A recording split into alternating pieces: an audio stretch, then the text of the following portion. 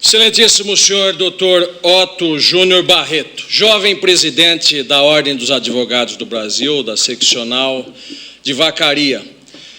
Com muita honra piso esta terra pedindo licença a esta presidência e a todos os advogados que aqui se fazem presentes, desta histórica cidade, deste histórico estado, e saúdo por todos, se me permite Vossa Excelência, o doutor Irineu Correia Lemos da Luz, que por razões cordianas somos vinculados sem que os colegas o saibam. O seu irmão é meu médico em São Paulo, exímio cardiologista, titular da Faculdade de Direito de Medicina, e quis o destino que eu tivesse a oportunidade de vir conhecer o solo de onde nasceu. Saudando Vossa Excelência, eu saúdo os advogados que fizeram história de uma época que o direito penal, processual penal, não era apenas a negociata dos balcões, como muitos nós vemos hoje na mercantilização dos saberes e das suas profissões. Empresariou-se a medicina. Chega-se em São Paulo, sobretudo, a grandes empresas médicas. Mas o médico verdadeiro é aquele que tem o seu consultório e é capaz de olhar um corpo são ou doente, enxergando talvez através desta janela da alma o indivíduo único, que é aquela criatura que se lhe põe à frente, sem a necessidade daquele conglomerado de luminosos que muitos anunciam nos outdoors competências que às vezes lhe faltam. Da mesma forma, a advocacia se transformou na grita daquilo que dizia o grande Troncoso Pérez. Hoje, quem não se compor na corrupção, na área criminal, quem não se compuser com os malfeitos, quem sabe não consegue dar um voo mais alto na advocacia, tamanho o relaxamento moral que vivemos na sociedade. Sabedor da história de Vossa Excelência, de um modelo aos mais jovens, eu saúdo na certeza de que nas dobras da sua beca está um pouco escondida e aninhada a história da advocacia criminal brasileira. Saúdo agora os meus colegas de Ministério Público que me dão a honra pela presença, os juízes de direito que aqui comparecem e, sobretudo, aqueles que representam o futuro da nossa esperança, a mais doce companheira da alma, como dizia o grande Vieira, que é ela a esperança, que são os acadêmicos de direito. A Academia de Direito, no dizer do grande Brasílio Machado, é o sacrário das leis, o sensório jurídico do país. É deste pulsar do ideal do estudante que nascerão novas leis no futuro, que nascerá um novo momento jurídico. Se hoje não está bom, a culpa não é da juventude que aqui está, mas é da herança de um país que recebemos dos nossos antepassados. O compromisso dos atuais é plantar a semente do futuro, como naquela corrida de bastão, enquanto um vai chegando, o outro vai saindo, ou naquele baile de máscaras que dizia o literato brasileiro. Enquanto uns vão chegando nas suas funções, outros vão partindo. Eu saúdo o Rio Grande do Sul, como nestas 3 bandeiras simbólicas que aqui estão, e cravo a bandeira do passado, no espaço mental deste auditório, para falar do direito penal, para depois a bandeira do presente, para depois chegarmos à bandeira do futuro. Pretende-se entregar ao direito penal uma missão que a ele não pertence. É lugar comum nas academias de direito dizer-se que não é a quantidade da pena que inibe o crime, mas a certeza da punição. Ora, se não fosse a quantidade da pena a também ajudar a inibir o crime, seria a mesma coisa nos remédios na medicina, tanto faria se tomar um comprimido ou 10, se tomar um vidro de xarope ou 50. Tudo na vida existe uma proporção. Se você come pouco, está aí por suficientemente alimentado. Se come em demasia, está com uma sobrecarga alimentícia. A mesma ideia se apresenta à pena, e é um raciocínio falacioso dizer-se que a quantidade da pena em nada tem a ver com o crime. Fosse assim, o nosso cardápio penal, que é o direito penal, teria uma só pena pasteurizada. Fosse tráfico de drogas, fosse lesão corporal, fosse que fosse qualquer crime que fosse, a pena seria sempre invariavelmente a mesma. Mas nós sabemos que a cada delito deve corresponder uma sanção, que o homem deve ter critério, deve ter medida, mas querem entregar ao direito penal uma função que a ele não corresponde. Ora, não é aumentando as penas que diminuiríamos a criminalidade, diriam outros. Não é se fazendo um direito penal mais rígido que vamos conter a criminalidade emergente, falam outros no mesmo eco dos primeiros. E eu devo dizer, o direito penal não é mágico, só ele jamais se conterá a criminalidade, ele é apenas mais um dos instrumentos que o Estado coloca em serviço da sociedade para tentar conter uma violência que emerge como uma septicemia generalizada, crescendo em todos os rincões do país. Retire-se o direito penal e aí se entenda então a violência aumentando e aí se veja então a função importante que ele tinha. Claro, mexa-se na economia, transforme-se este país num país mais forte do que ele está querendo ser. Dê mais educação ao povo, melhore as condições de medicina e nós, quem sabe, diminuiríamos o crime.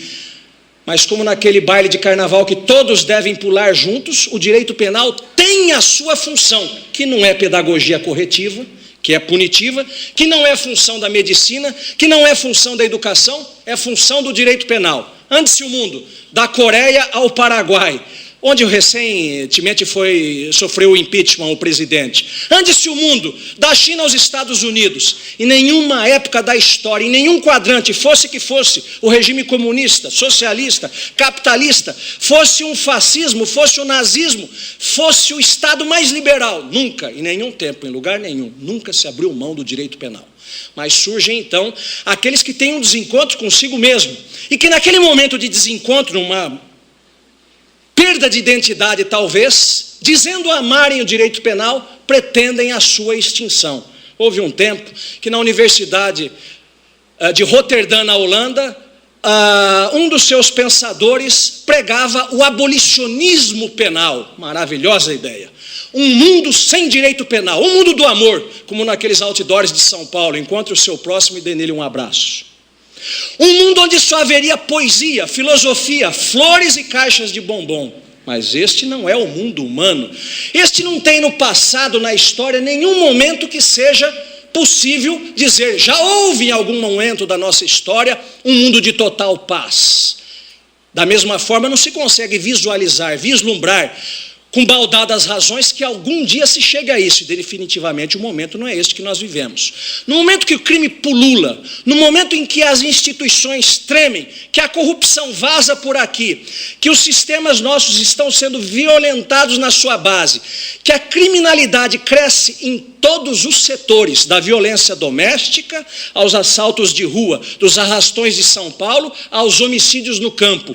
Suprimir-se o direito penal, enfraquecê-lo, transformar tudo na civilização do direito penal ou no direito administrativo punitivo, esquecer que o direito penal de todos os direitos ainda é, como um símbolo, um rebenque, aquilo que o Estado tem como regra, dizendo de todos os direitos que me pertencem, sendo a última ratio dele eu não posso abrir mão, sobre pena da sociedade restar um pouco pior do que está. O que é o direito?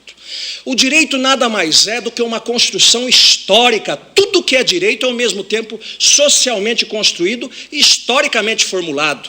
O direito de hoje não é o mesmo de 2 séculos atrás. Houve uma época em que Tiradentes foi tido por criminoso. Hoje ele está em praça pública e é dia nacional. Criminoso no passado, herói libertário nacional no presente. Houve um dia que Joana d'Arc fora queimada na fogueira na Europa, hoje é entronizada como santa. O direito de hoje não necessariamente será o direito no futuro. O direito do Brasil não é o mesmo na Argentina, o direito da Argentina não é o mesmo na Venezuela. O que se quer dizer com isso? Que o direito atende um reclamo histórico e geográfico, tem que ser para esse povo e não para o outro. Se importam ideias às vezes. Não porque na Alemanha, ou na Itália, ou na França, ou em tal ou qual país, esta pena não existe. Lá, ou no outro, ou naquele lugar, esta pena não se aplica mais, ou a pena é menor ou maior. Quem quiser desacreditar o direito penal, não é difícil, abusando da ignorância de nós todos. Sempre haverá, no concerto das nações, algum país que poderá ser citado porque atende à nossa conveniência. Aí eu pego e blasono esse país dizendo, isto é um modelo de direito penal. Aqui não tem esta pena, ou esta pena aqui é pequena. Mas pega o restante da legislação. Aí traz então um outro país com outro modelo que me atenda. E estes minimalistas do direito penal fazem então a imagem como do queijo suíço, que a gente sabe que o melhor queijo, dizem, se não é o francês, é o suíço, tem bastante furo. Quanto mais furo, melhor o queijo. Logo, a ideia levaria um raciocínio sofismático de que o melhor queijo é queijo nenhum. Isso significaria que é um direito penal que não existiria, o abolicionismo penal, a inexistência do direito penal. Isto é sonho, é fantasia. Pode ajudar a vender obras críticas, mas nunca dê o comando do Ministério da Justiça, de uma Secretaria da Segurança, de nada sério que combata a criminalidade. Ao Ministério da Cultura, homens de poesia, de literatura. Ao Ministério da Justiça e da Segurança, homens de segurança. No Exército, Marinha e Aeronáutica, aqueles que pertencem àquela carreira. No Ministério, num outro ministério, as pessoas que conhecem daquela história. O direito penal nunca teve a pretensão de resolver o drama social. O homem nasce criminoso ou se faz criminoso. Esta dúvida nunca, em tempo algum, ninguém resolveu. Professores apressados enterraram Lombroso ao seu tempo. Lombroso é o pai da antropologia criminal. O primeiro que disse: há que se estudar o homem, há que se perguntar o porquê que ele foi levado ao crime. Mas depois vieram novas escolas. Lombroso, ele próprio, era comunista. Vieram as escolas sociológicas e, por todos, a primeira da sociologia criminal, de Enrico Ferri, que dizia: não, o homem não nasceu necessariamente criminoso. A sociedade o fez criminoso. E ficou uma queda de braço. O homem nasceu ou a sociedade o fez? A ocasião faz o ladrão ou o revela? Hoje a moderna criminologia, se os colegas me permitem, ela cataloga diferentes tipos de criminoso. Tem o criminoso situacional, ele foi bom a vida inteira, aí você deu para ele o comando, um cargo político, ele é gestor do dinheiro público, manobra com milhões, 500 milhões, o homem resiste a 1 milhão, 2, 3, mais 500, às vezes ele não resiste, até porque surrupiando 1 ou 2, talvez ninguém se dê falta e resolva o problema dele. É o situacional. Um outro dirá: mas é aquele que só matou uma mulher que ele amou uma vez na vida e que o traiu, o criminoso passional. É um criminoso que o encontro dos dois definiu o destino de ambos, um para o cemitério e o outro eventualmente para a prisão. Não tivesse ele encontrado com ela, tivesse ele encontrado com outro ou ela com outro, a química não seria aquela. Mas quis o destino que os dois se encontraram. Ele é criminoso profissional, habitual? Não é. Ele é criminoso situacional? Não é. Ele é um criminoso passional. Então nós temos diferentes e variadas formas de criminoso, de um crime só ou de vários crimes. E há quem diga: não há quem possa bater no peito e dizer que em momento algum da sua vida não cometeu, não comete, não cometerá algum tipo de crime. Até eu estou de acordo. Cruzar eventualmente um semáforo fechado em São Paulo pode colocar em risco alguém, periclitação da vida, pode se imaginar uma contravenção, até eventualmente um crime, dirigir embriagado, mas não é o crime de que se fala desta criminalidade proteica que sai das ruas e que faz o Estado perder o controle. Vá a São Paulo hoje, como eu digo, os levo. Não preciso levar em lugar antes não perigoso. Levo-os nos melhores restaurantes de São Paulo. Vocês correm o risco de voltar com uma péssima lembrança. Os arrastões nos melhores restaurantes de São Paulo, onde se imagina que além da segurança dada pelo Estado, ainda existe a segurança particular ali presente. Mas tem lugares em São Paulo onde eu lhes garanto, levo lá, é emoção garantida ou seu dinheiro de volta. Podem ter absoluta certeza. E o que significa isso? Significa que São Paulo se tornará a paz controlada de Vacaria? Não. A história tem mostrado que os grandes centros têm sido péssimo, não exemplo porque os outros nos copiam, mas os grandes centros têm sido o modelo das sociedades futuras daqueles que hoje estão nos menores centros. Nós temos uma tendência como uma bola de borracha de pular de cima do grande centro para baixo, e aqui reproduzimos o modelo que está lá. A televisão dinamizando o crime ou mostrando ou revelando. A sociedade esgarçando seus valores. Sociedade esgarçando seus valores. Quando o Dr. Otto me apresentava e dizia que eu passei por tantos países, eu tomei um susto que iam pensar que eu já sou mais velho do que na realidade eu sou. Mas a cada dia eu me assusto com isto, que é exatamente a perda da nossa identidade. Já se disse que nunca o homem teve tantas formas de identificação. Você tem RG, CPF, reservista, título de eleitor, carteira do clube, número no Ministério Público, você tem cartão de banco, você tem... Mas nunca o homem sofreu tamanha crise de identidade como sofre hoje. Nunca, jamais, em tempo algum, os consultórios dos psicanalistas tiveram tão lotados como naquele exemplo da moça que chega à frente ao seu psicanalista, terceiriza a própria pessoa e diz para o médico: doutor, ela já não sabe quem ela é. E por isso ela chora. Nós vivemos a crise de identidade como aquele camaleão na manta escocesa, que não se sabe onde está o corpo do camaleão e termina e onde começa a manta. O tecido social é um só, nós vivemos uma geleia.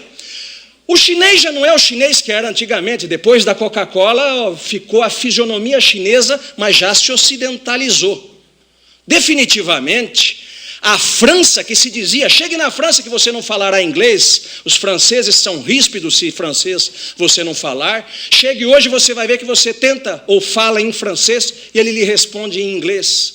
Veja que a europeização está fazendo da Europa um só continente, com todas as mazelas do problema do euro, com todas as mazelas econômicas, mas as pessoas já não se trajam, já não se pilcham mais como faziam antigamente.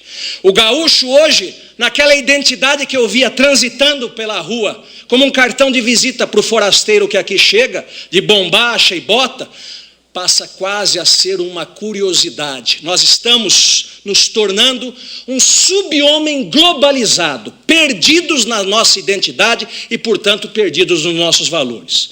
Nunca se falou tanto do light. E há uma expressão de Henrique Rojas, um grande psiquiatra espanhol, que escreveu uma obra pequena traduzida para o português chamado O Homem Moderno. Ele diz: o homem moderno é o homem light. Nós temos hoje a cerveja light sem álcool, o cigarro light sem nicotina, a manteiga light sem gordura e o homem light sem verdade, sem bandeiras. O homem de cortiça que flutua ao sabor da onda como biruta de aeroporto de avião. Ele vai para qualquer lado, ele não tem lado. É como aquela casa redonda, como dizia o rapaz: vou comprar uma casa redonda, que o dia que minha sogra falasse, se quer ter um cantinho para ficar na minha casa, não vai poder ficar. Isto significa, simplesmente, não sei dizer se o mundo de hoje é melhor ou pior do que era. Há ganhos e perdas, mas sem dúvida nenhuma vivemos uma crise de identidade. Mas esta crise, que se conjuga e se completa, e se protrai e se comunica ao direito penal, ela não nasce no direito penal. A crise econômica europeia, a crise política em qualquer quadrante do mundo, a crise é do homem. Nunca o homem viveu tamanha crise. Houve a época em que a verdade estava no púlpito da igreja, e você não tinha dúvida sobre a existência de Deus. Você tinha uma fé, e era um sim que era um sim, ou um não que era um não. Você tinha lado. Houve uma época que esta fé ficou trêmula. E os homens fizeram batalhas campais e falaram que a solução do mundo adviria da política. E ergueram bandeiras vermelhas e eram comunistas. E mataram ou guerrearam com milhões. Havia os capitalistas do lado, os comunistas do outro. E aí, como faz aquele autor inglês, relatando então estas sucessivas etapas da humanidade, a época das igrejas, só igrejas, para mim morreu porque já entrou em crise e não existe mais. O movimento capitalista morreu, o movimento comunista morreu, o movimento das classes trabalhadoras morreu, não tem crédito, e este autor também já não está lá se sentindo muito bem. Isto significa que nós já não sabemos mais em quem acreditar. Se você está em crise, se você não sabe em quem acreditar, você tem dificuldade em definir papéis. É por isso que nós dizíamos que não se pode entregar ao direito penal missão que a ele não pertence. O direito penal não é mágico. O direito penal é um contensor a mais. Faltou o pai, porque o pai não estava presente, ou porque o pai não foi exatamente o pai. Faltou a educação em casa. Faltou a educação social, não se foi para a igreja ou a igreja não conseguiu contê-lo. Se tornou violento, se tornou perigoso. Não pode cada um entregar a cada um o direito de fazer justiça com as próprias mãos. Eis que surge, batendo continência como uma possível ajuda social, o direito penal. É por isso que em 1994, numa noite como essa, na primeira e honrada vez que tive a honra de pisar em solo gaúcho para fazer uma conferência aos meus colegas do Ministério Público, que era o Congresso Gaúcho do Ministério Público, lá em Canela, numa noite fria, talvez mais do que esta de hoje, eu dizia: na igreja eu sou bom cristão, ajoelho e rezo. Em casa eu sou bom filho, dos amigos bom amigo. Como promotor eu não tenho crise, eu sou promotor de justiça criminal. O advogado em crise. O promotor de justiça criminal em crise significa dizer que ele não sabe que direito penal que ele aplica, porque existem doutrinadores que esvaziam o conteúdo punitivo do direito penal.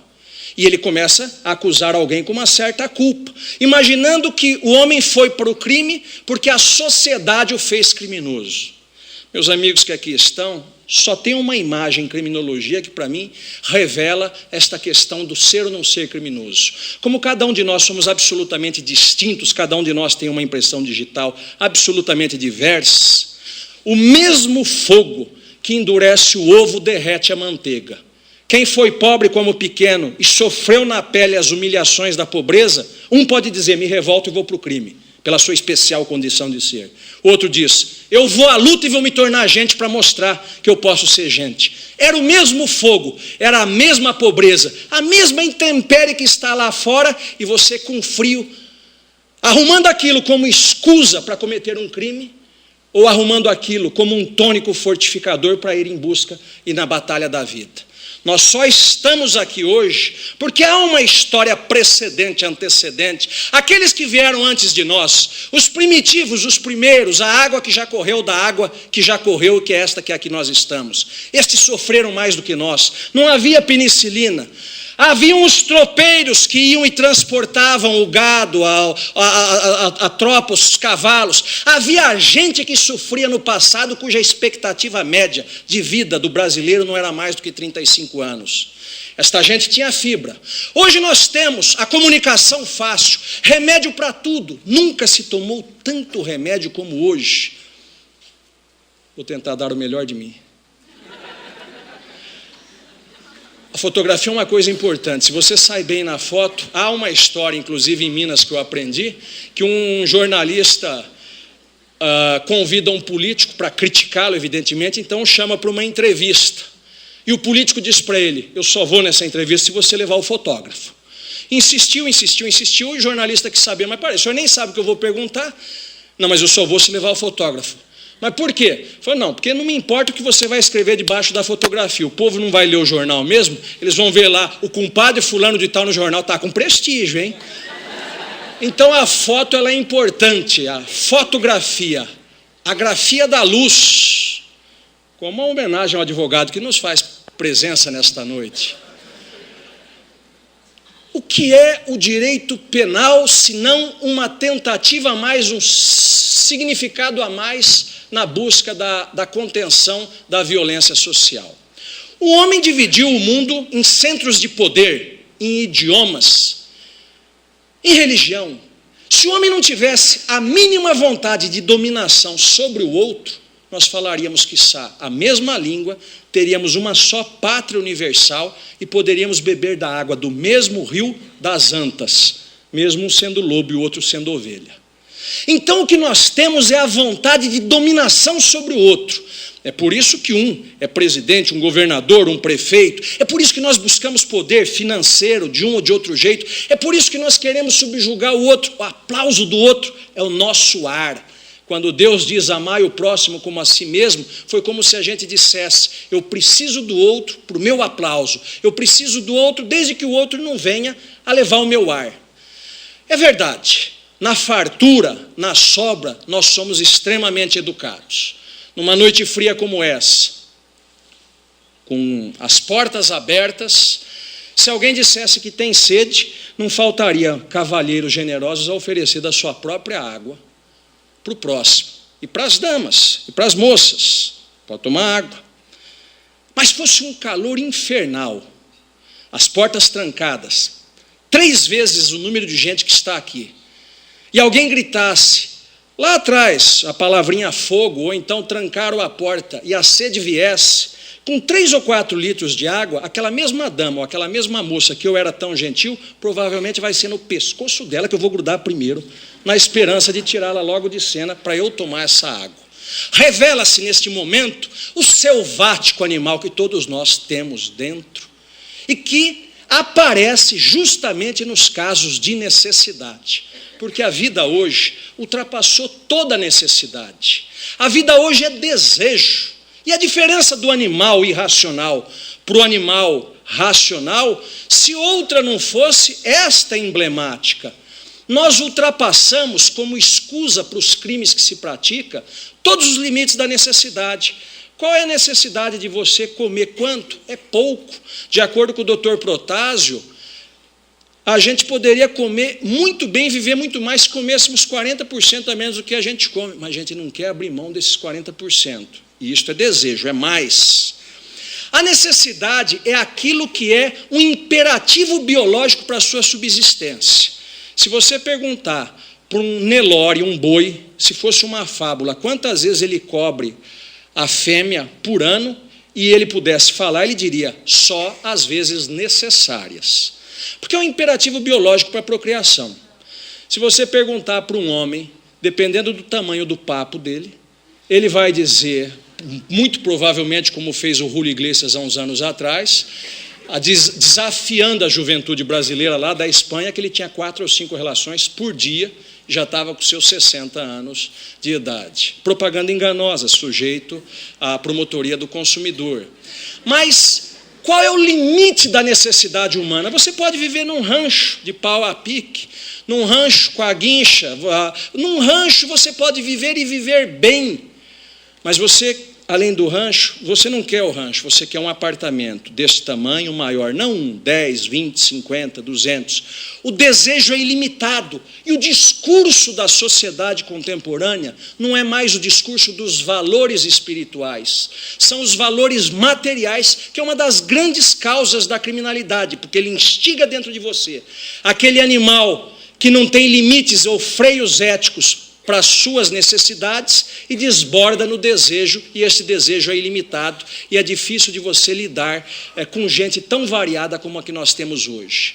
O moderno processo penal, resuma, professor, o moderno processo penal, ele não é muito diverso do que era o Código de 1941.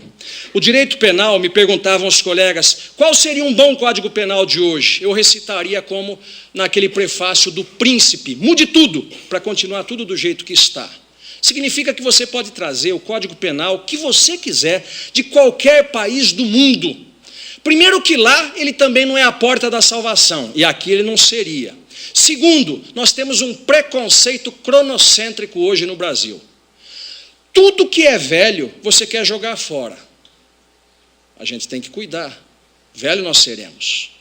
As coisas nós as jogamos fora enquanto velhas. As ideias não. As ideias valem. A bitola das ideias é se elas são boas ou se elas são más. As coisas é que se elas são velhas ou se elas são novas. Eu costumo dizer, a ideia mais velha do mundo, se fosse aplicada na humanidade de hoje, poderiam se revogar todas as constituições, poderiam se apagar todos os códigos penais, que seria amai-vos uns aos outros. Onde está tudo englobado, e é o dístico que deveria estar o frontispício da humanidade. Aí nós fazemos uma profusão de leis, aí nós fazemos uma miríade de regulamentos, aí nós tentamos conter todas as dificuldades inerentes à condição humana. Pode mudar as leis, se você não mudar o homem, nada feito. É o grande, já que se falava em júri como tema apropriado ao nosso encontro, e eu acredito piamente nisto, aquele que foi o maior juiz do júri na época que o júri tinha o brilho, que hoje talvez não tenha, na época do Rio de Janeiro, enquanto capital da República, que foi Antônio Eugênio Magarinos Torres. Ninguém dirá que um leigo julga pior do que o doutor, o seu vizinho. O leigo, o caboclo, aquele homem que sabe quando o lobo vem ou a praga ataca a sua lavoura, que está do lado da ovelha e não está do lado do lobo, que arranca a praga da lavoura ou coloca ali um pesticida. Aquele que sabe que de uma mesma árvore tem uns frutos doces e outros azedos. Aquele caboclo que aprendeu na tradição oral, que às vezes não cursou uma escola, mas como aquele que nunca foi a uma faculdade de música, mas entregue para ele uma guitarra, um violão, a música de todas as artes, você fecha os olhos, e mesmo de olhos fechados, ela penetra dentro de você. A justiça é assim, você não precisaria, a rigor, consultar ou cursar uma faculdade de 5 anos de direito. Uma pessoa sem caráter pode ser pós-doutor, ele só vai arrumar um jeito de sofismar, de fazer um biombo dialético, como diria Calamandrei, fundamentar maravilhosamente, para decidir pessimamente. Um caboclo não fundamenta, mas quando ele dá o sim que é um sim, o não que é um não, como jurado, ele tem condições de conjugar as vias cordianas com as intelectivas. Ele aporta naquele momento todo um elenco de valores que é a sua história de vida. E ele tem uma ideia de quem deva ser condenado ou de quem deva ser absolvido.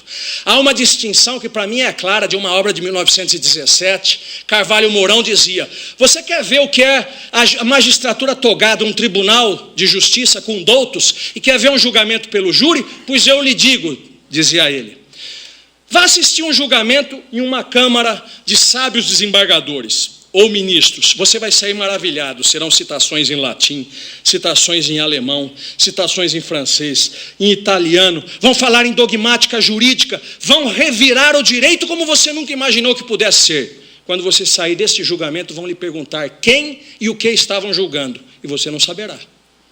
Vá assistir uma sessão do tribunal do júri, talvez você não aprenda direito, mas o direito não é para servir a vida, ou é a vida que é para servir o direito?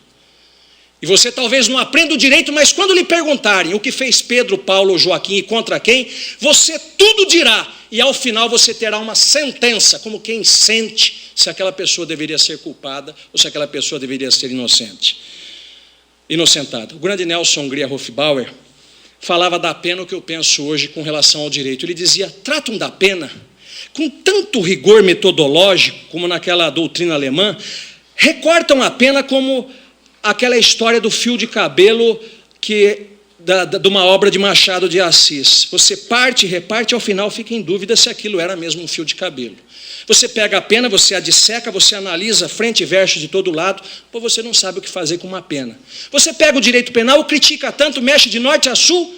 No final das contas, o direito penal é apenas a institucionalização daquilo que no passado era a vingança privada, que era desbordada, que não tinha medida. O direito penal é a institucionalização controlada, e agora nas mãos do Estado. O problema de hoje não é a existência do direito penal, é a falta do Estado de dar uma resposta satisfativa à sociedade. Nunca se defendeu tanto, nunca os réus foram tão bem defendidos, nunca se teve tantos bacharéis em direito no Brasil, bacharéis e bacharelepípedos, porque nós não nos acostumamos, não queremos estudar em todas as searas do saber. O saber está cada vez mais como aquela casca da Putorius vulgarum, que é a doninha, que diz que é o animal que chupa o conteúdo do ovo sem quebrar a casca. Aí você pergunta: o que você é? Eu sou doutor. Doutor do quê?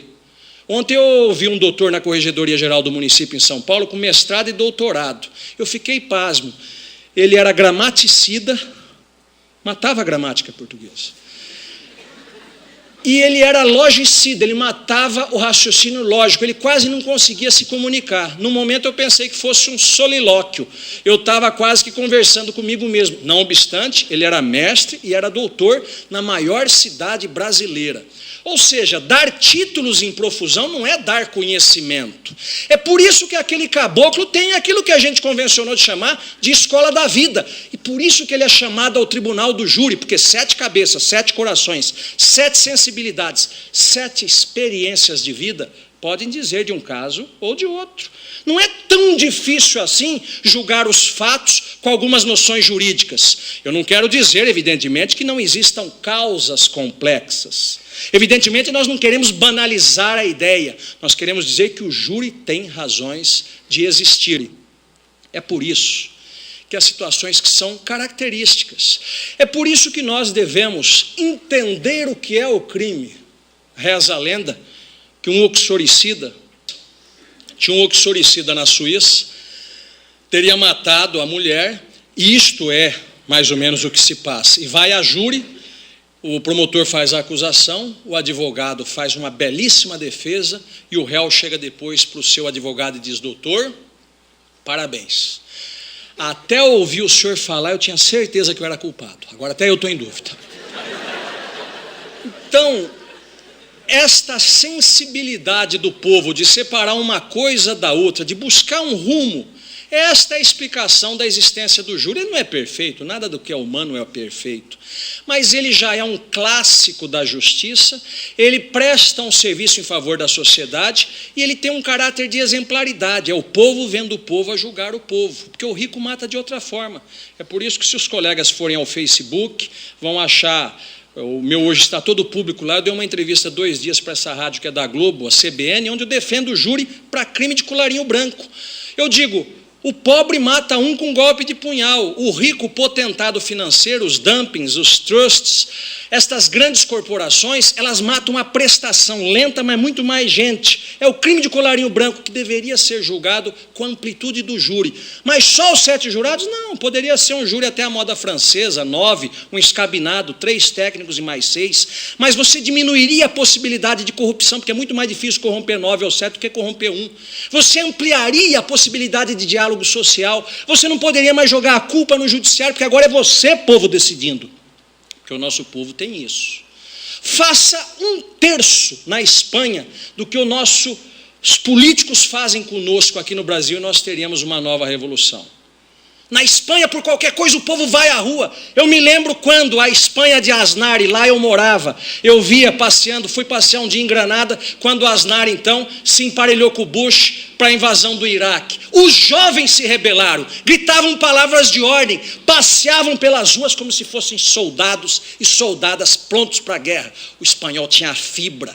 O espanhol ia, nós estamos esgarçados, nós estamos laceados, nós queremos o bom, o pronto, nós não vamos para o combate que eu digo de ideias, mas combate se for preciso, como fez a história e a Revolução, como fez o 20 de setembro, como fez o Rio Grande do Sul, como se tem coragem de fazer os homens e as mulheres que não pensam em si no seu tempo, mas pensam nos seus filhos. Às vezes é preciso que você morra para que a liberdade exista. As grandes pessoas não são momentistas, não são circunstanciais. É por isso que eu não sou quantitativo, eu sou um homem qualitativo. Eu sou de essência, o resto é periférico, é momentismo. As pessoas que são de essência, as pessoas qualitativas, elas não são exatamente aquelas que buscam o êxito momentâneo, mas às vezes a glória que virá até no pós-mortem. Isso significa de você ter um compromisso com o próximo, estabelecer com a sociedade, com o seu próximo, verdadeiramente uma ponte intersubjetiva de comunicação. Você ter a coragem de dizer aquele sim que é o sim e aquele não que é o não, dizendo, eu aceito esse direito penal. Porque se mexessem comigo, eu ficaria muito violento. Mas porque estão mexendo com o outro, eu tenho que me projetar na pessoa do outro e entender as razões pelo qual o Estado pode punir. Mas, doutor, com esse direito penal, com esta corrupção no Brasil, corrupção existe no mundo inteiro. Uma das dificuldades que nós temos justamente quando você esvazia o direito penal, você não consegue punir nem o corrupto. Porque a coisa é uma matriz de ideia. Não existe essa, eu vou punir só o corrupto, vou punir só o crime organizado. Não, direito penal é direito penal. Ele tem que ter critério. Crimezinho pequeno, pena pequena. Crime grande, pena grande. Do resto não é direito penal. Isso não significa dizer que vá se fazer com a moça o que ela fez com o marido. Não. Critério, proporção, medida. Mas a pena não intimida. Como que a pena não intimida? Nem o louco coloca o dedo na tomada com medo de levar choque e morrer. Pasteurize a pena, tudo, 10 dias de prisão, vamos ver como vai aumentar o tráfico de drogas. E este brasileiro que está sujeito à morte lá? Favorável ou contra é algo que dinamiza o pensamento. Sabe-se que naquele país, quem traficar droga corre o risco de ser morto. Eles não aceitaram a influência ocidental, certos ou errados, nós todos nos apiedamos. Mas alguém que leva 15, 20 quilos de droga pesada para um outro lugar, ele está matando, não é um, são muitos. Alguém já viu a droga fazendo plantão na porta das escolas, o mal que faz? Vocês já conversaram com o pai de um drogado para ver a definição de um homem infeliz? Vocês já viram aquela vozinha que, já não tendo mais a filha, cria agora o neto, que se perdeu nas drogas, a tragédia de vida, deste fiapo de vida que resta a esta mulher?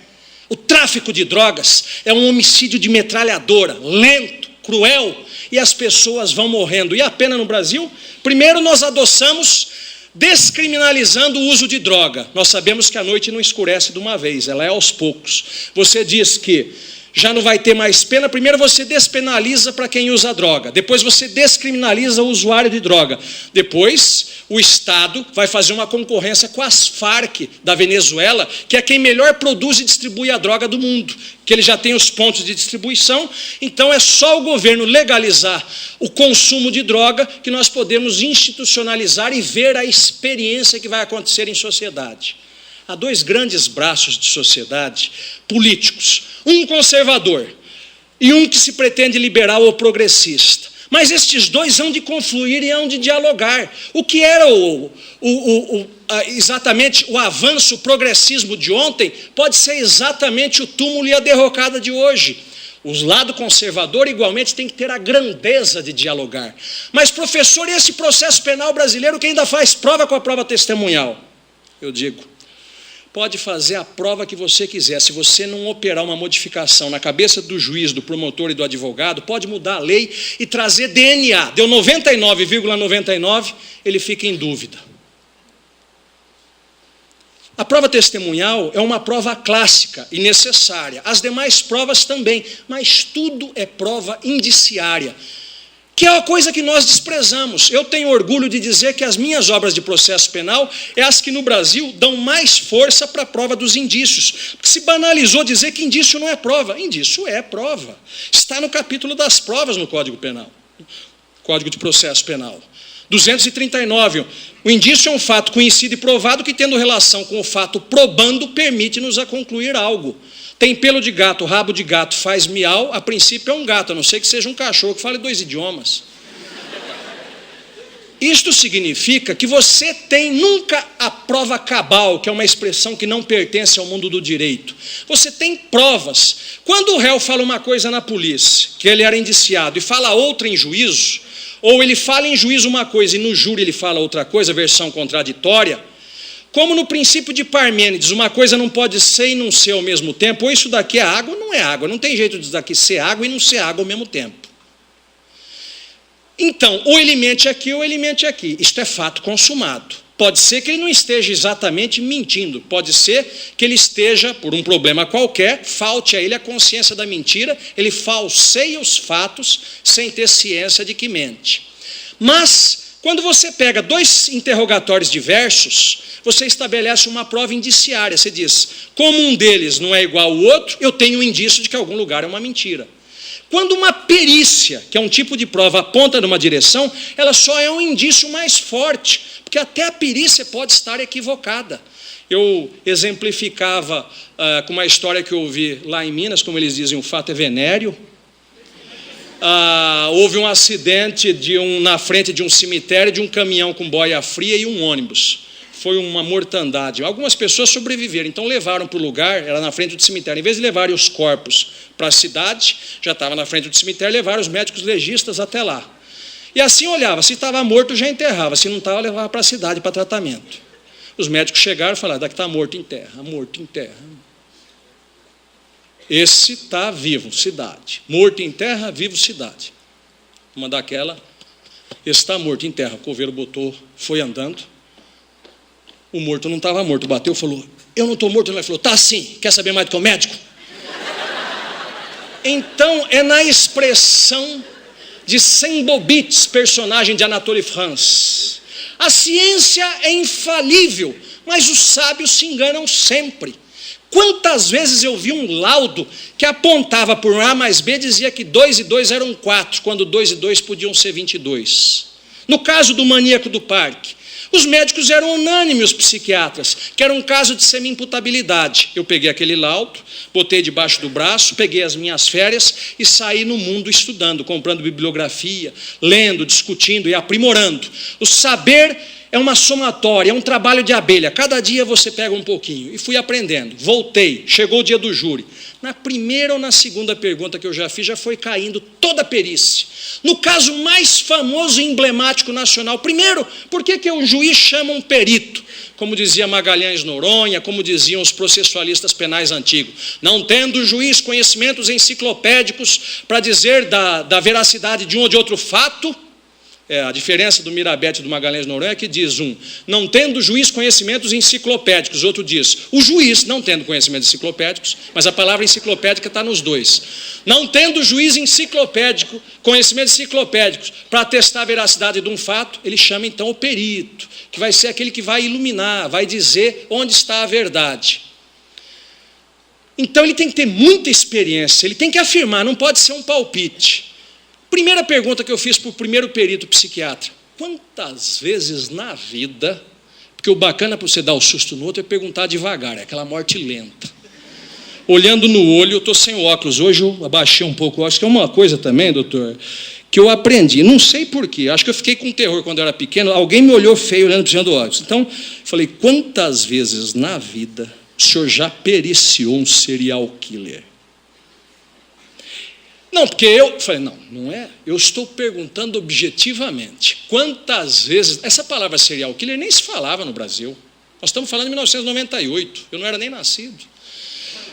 Então, em 1998, 97, quantas vezes na vida o senhor periciou um serial killer? O Ibope fez uma pesquisa a pedido da Confederação Nacional do Ministério Público, em todas as épocas foi o caso mais emblemático na consciência do brasileiro. Essa pesquisa foi feita há uns 5 anos atrás. Quantas vezes na vida o senhor periciou um serial killer? Pulou daqui, pulou de lá, era o primeiro serial killer que ele periciava. Quer dizer que o senhor foi se inaugurar bem no meu caso? Qual a perícia que um homem que nunca estudou aquilo na teoria vai fazer na prática? O Brasil teria que ter pego essas pessoas, mandado para os Estados Unidos, conversar com outros psiquiatras, especialistas naquela área. Porque em direito e em medicina, uma vírgula faz toda a diferença. E eles não tinham este conhecimento. É como eu fiz uma vez um outro júri do Vidmilson, só para mostrar que a prova mais forte que nós temos, a prova pericial, não é a resposta última. O Vidmilson era acusado de comandar uma quadrilha que assaltava. Lá pelas tantas mataram alguém. Veio um laudo. Deu que o Vidmilson era inimputável. Eu falei, mas não pode ser inimputável. Ele comanda uma quadrilha, os outros são todos são. Que mundo é esse?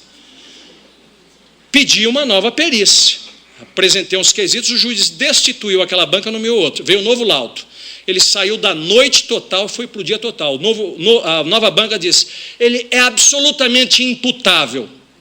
Aí o advogado pulou, falou, mas não pode. O meu cliente, que até ontem era dado por louco, hoje ele fica bonzinho, da Silva, eu quero uma terceira banca, veio. Ele era semi-imputável. No dia do julgamento, o advogado falou, doutor, e se o senhor quiser, eu tenho aqui mais um perito. Eu falei, depende de que laudo que ele está, não é? Porque você tinha respostas para tudo. Isto mostra que a mais forte das provas, que é a prova pericial, ela é indicativa, ela é um indício de verdade, com uma densidade maior, mas nada mais do que uma densidade maior. Porque se ela fosse a expressão da verdade, não precisaria ter julgamento. Uma aula que ainda está na internet, que eu dei no programa do Supremo lá, aula magna no Supremo Tribunal Federal, mas eu não podia, naquele ambiente sacrossanto do Supremo, mais sacro do que santo, evidentemente, eu não podia contar a coisa com toda a sua dimensão. É o que é a prova indiciária. Dizia, a mãe tem uma filha de 17 anos que faz academia, moça forte, com a saúde, biologicamente, nota 10. Um dia, começa a respirar de uma forma diferente, sôfrega, o ventre vai crescendo lentamente, ela passa a ter ânsias. A mãe pergunta o que se passa, ela não sabe, especula-se daqui, especula-se dali, continua o ventre crescendo, a mãe resolve levar ao médico. O médico analisa daqui, é um prédio alto, analisa, fala, minha senhora, é muito simples, a moça está com ânsia de vômito, está com isso, está com aquilo, ela está grávida. A mulher dá um pulo, não pode, minha filha nunca esteve com um homem sozinha na vida dela. E a menina aproveita e faz eco à mãe. É mentira, eu não vou imitar a voz da menina, que eu tenho medo do vento bater. É mentira, eu nunca estive sozinha com um homem na minha vida. O médico para do alto do prédio, aquele final de tarde assim, ele olha no horizonte parado. A mulher aguenta um pouquinho e fala, o que foi, doutor? Fala, espere um momento. A última vez que isto aconteceu faz 2000 anos. Nasceu uma estrela no Oriente e vieram 3 reis magos. Eu não vou perder esse espetáculo por nada hoje. Então, quando tudo aponta numa direção, pode ser que não seja, mas tem grande possibilidade que eu seja. Isto significa que quem quiser ficar em dúvida, vai ficar em dúvida sempre. Eu ouvi, talvez tenha sido aqui mesmo no interior, a gente já ouviu uma história conhecida, o marido contrata um detetive, ele não quer acreditar. Quem sofre a traição não quer acreditar, precisa ser muito idiota para acreditar que está sendo traído. A gente não quer. Às vezes acontece, o fato é objetivo, independe de você não querer. Acontece. E ele contrata um detetive que narra para ele depois, fala, e aí? Fala, olha, o negócio está sério, mas sério por quê? Sério porque eu segui a sua mulher e ela deu carona para um rapaz, até bem apessoado. Eu não acho nenhum homem bem apessoado. Falei, o senhor pode não achar, mas ele entrou no carro dela. Você, até aí não tem problema nenhum, você não sabe para onde eles iam? Pois é, eles entraram num lugar chamado motel. E aí tem crimes que se passam dentro da igreja, tem atos benevolentes que se passam dentro do motel. Falei, pois é, acho que ele foi praticar um ato benevolente. Entraram, e aí? Bom, aí eu fui seguindo, eles entraram dentro de um quarto, eu segui. E aí, qual é o problema de entrar dentro do quarto? Tem problemas que se passam na cozinha e tem coisas muito honradas que se passam no quarto. Falei, pois é, até aí eu estou de acordo. Mas aí que eu vi, pelo buraco da fechadura, que ele estava tirando a roupa. Mas você é muito apressado, porque às vezes o rapaz tem um problema de saúde, estava tirando a roupa para mostrar para minha mulher. E minha mulher é muito generosa. Eu falei, tenho certeza que é. E aí ela iria ajudá-lo. Pois é, começou a tirar e ela também falou, olha, não vamos se meter do que a gente não conhece. Às vezes é um problema que precisa de um contato de pele. Eu falei, é o que eu estou desconfiando. E aí, quando eu vi, o que você viu? Então, não vi mais nada. Uma peça íntima me tapou a visão do que estava por acontecer. Essa dúvida que me mata, diz o marido. Esse é o artigo 386, inciso 7º do Código de Processo Penal. É o juiz que está sempre em dúvida. Tudo aponta numa direção. Ele está em dúvida. Aponta uma direção, ele está em dúvida. Aponta uma direção, ele está em dúvida. Tem gente que não tem coragem de absolver, tem gente que não tem coragem de condenar. Mas tem gente que tem coragem de dizer, olha, eu não entendi, não quero saber a verdade, e daqui para frente é com vocês. Quando se fala num encontro como este nosso, e esta expressão eu ouvi no Rio Grande do Sul uma vez, um comício de espíritos, que é uma imagem fantástica. Quando se fala no encontro da experiência de vida de uns quantos, um diálogo como este, ainda que vocês aqui presentes não se manifestem nesse momento, mas eu posso apanhar ou apalpar um pouco da sensibilidade deste povo e desta gente. Quando a gente tem um encontro como esse, não pode se ficar recitando versículos legais ou dando noções puras de direito. A ideia de um palestrante é provocar alguma angústia, é provocar um pensamento, é provocar uma mensagem. Se um dos presentes aqui, dos colegas, se recordar algum dia de algo do que nós falamos, que lhe inquietou e que lhe serviu para continuar na experiência de vida, já seria um grande pagamento do visitante nesta casa. Não há que se dar lições de direito, há que se provocar a vibração dos átomos do pensamento.